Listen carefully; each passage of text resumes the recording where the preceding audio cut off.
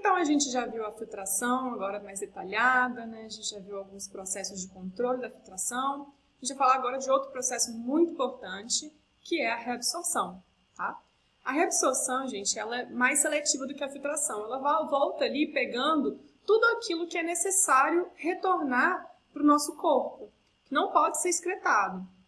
E como é feito isso? Bom, o filtrado passa aqui, né, nos túbulos.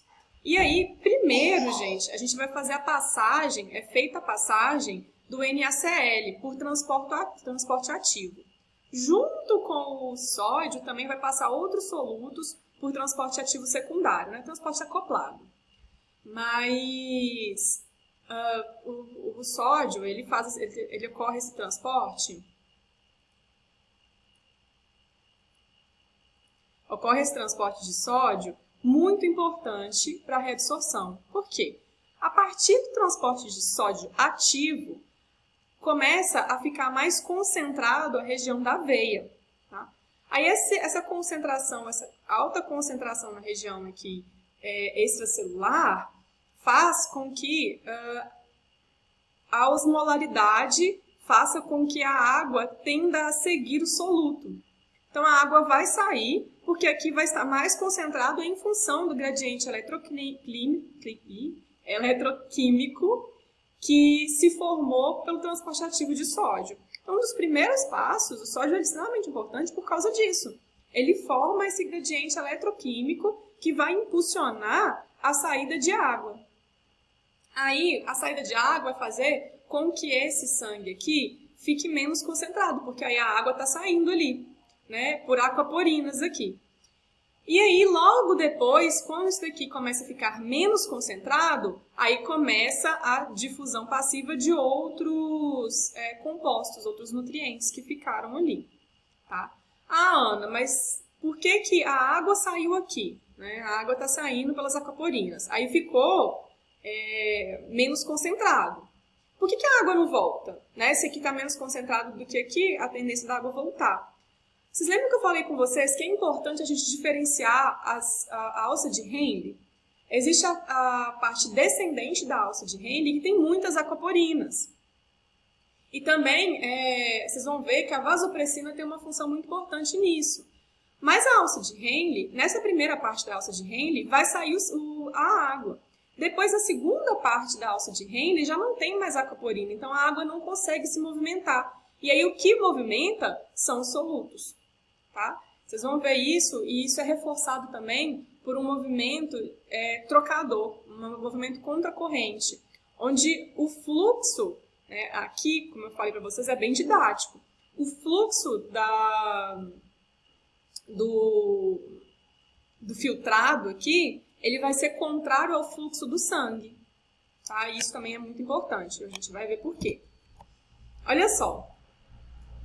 Observem aqui, então, que quando a gente tem o filtrado passando, ele está pouco concentrado. Então, à medida que ele passa na alça de Henle, ele vai ficando mais concentrado. Aqui ele já está bem concentrado. Então, o que acontece? Apenas a água é reabsorvida, apenas a água sai.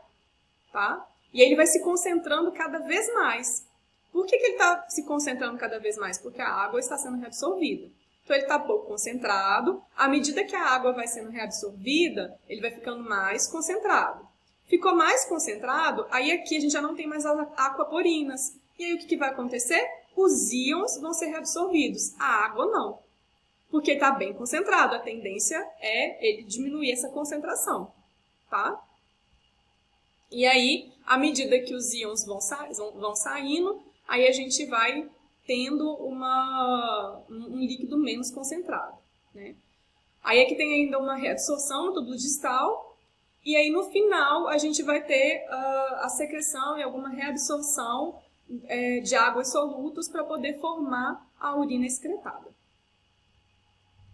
Aí vocês lembram que eu falei que o sistema contracorrente ele é muito importante para poder fazer essa reabsorção? Olhem só.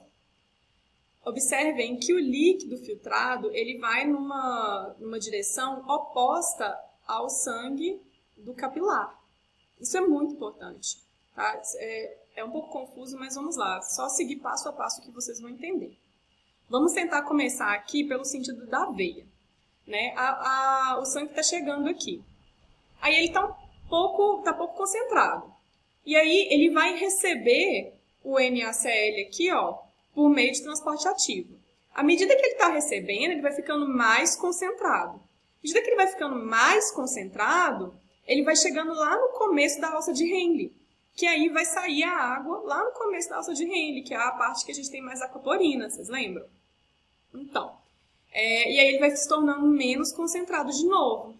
Então, o fato do transporte ativo aqui, ó, dos solutos, do transporte de solutos no final da alça de Henle, faz com que vá ficando cada vez mais concentrado para poder receber a água aqui no começo da alça de Henle. Então, se a gente for pela alça de Henle, né, a gente está chegando aqui o líquido, e aí essa região aqui está mais concentrada. O que vai acontecer? Vai perder a água para a veia. Aí ele vai ficando cada vez mais concentrado o líquido. O líquido está ficando mais concentrado, o que vai acontecer? A água não consegue sair, porque aqui a gente não tem aquaporina, e vai fazendo a retirada dos solutos, né, o sódio, o cloreto, o potássio, e por transporte passivo e também por transporte ativo. Tá bom? Então, gente, esse sistema contracorrente ele é importante por causa desse ciclo. À medida que o sangue vai se tornando mais concentrado, ele também vai recebendo água e soluto aqui do filtrado. Tá bom? Isso é muito importante na manutenção aí do néfron, né? Dessa filtração e essa reabsorção no néfron. Mais a reabsorção do néfron, né? Gente, se for preciso ver isso mais uma vez, se for preciso a gente volta para a sala e a gente conversa lá, tá bom? Aí, gente, essa quantidade de solutos transportados, vai depender da disponibilidade do transportador. Vamos pegar a glicose como exemplo, tá? Eu estou pegando como exemplo porque ela é mais didática. O que acontece quando a gente tem diabetes mellitus? Uma pessoa tem diabetes mellitus. A urina não fica mais doce, né? Fica com mais glicose. É até uma das principais sintomas da diabetes é a urina com mais glicose. Por quê?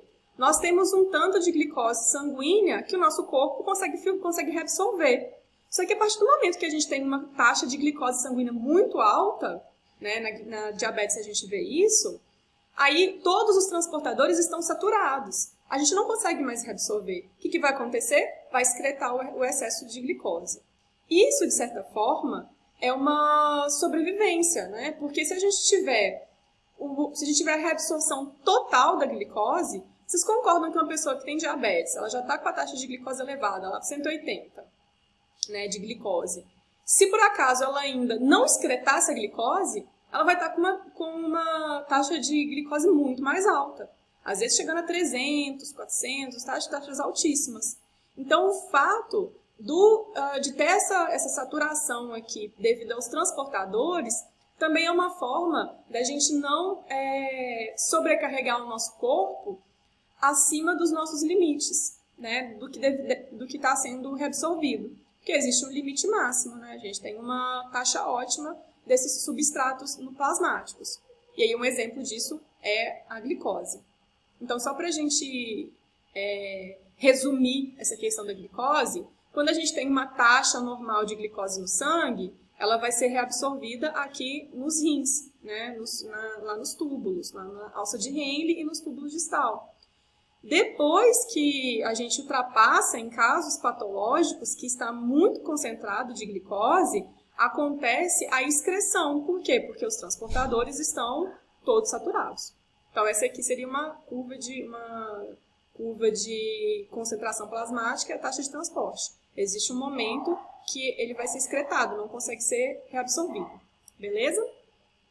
No geral, a reabsorção pega todos os nutrientes e os íons importantes para o nosso corpo. Tá? E aí, a gente tem a secreção também. A secreção ela é um processo ativo, ela acontece contra um gradiente de concentração. E ela é bem pequena, vocês viram que ela é menor do que 1%, lá daquele volume que entra no néfron. Essa secreção ela é transferida de moléculas do líquido extracelular para o lúmen do néfron. Né? Ela é contrária à reabsorção. Íons K+, e H+, compostos orgânicos e xenobióticos, também fazem parte dessa secreção. Tá? Fazem uma liberação tanto de H+, às vezes ajudando nesse controle ácido básico, compostos orgânicos e xenobióticos também, né? Que a maioria tende a sair no filtrado, mas se ficar alguma coisa, ele pode ser secretado também. E a excreção, a taxa de excreção, ela vai depender da carga filtrada e do que é reabsorvido e secretado, é aquilo que eu mostrei lá no começo. Isso aqui eu coloquei só porque agora a gente já viu a filtração, a gente já viu a reabsorção e a gente já viu a secreção. Aí agora a gente consegue pensar em todos eles. Filtrou uma grande parte, né? Reabsorveu uma grande parte, aí vai ser adicionado a secreção e aí a gente vai ter o que vai ser excretado, a excreção final. Beleza? Então, gente, no próximo videoaula, a gente vai ver alguns outros detalhes de controle de DFG, a gente vai entrar um pouquinho mais nos detalhes, controle da sede, né, efeitos da vasopressina, renina, só para a gente finalizar legal essa parte do sistema renal, tá bom?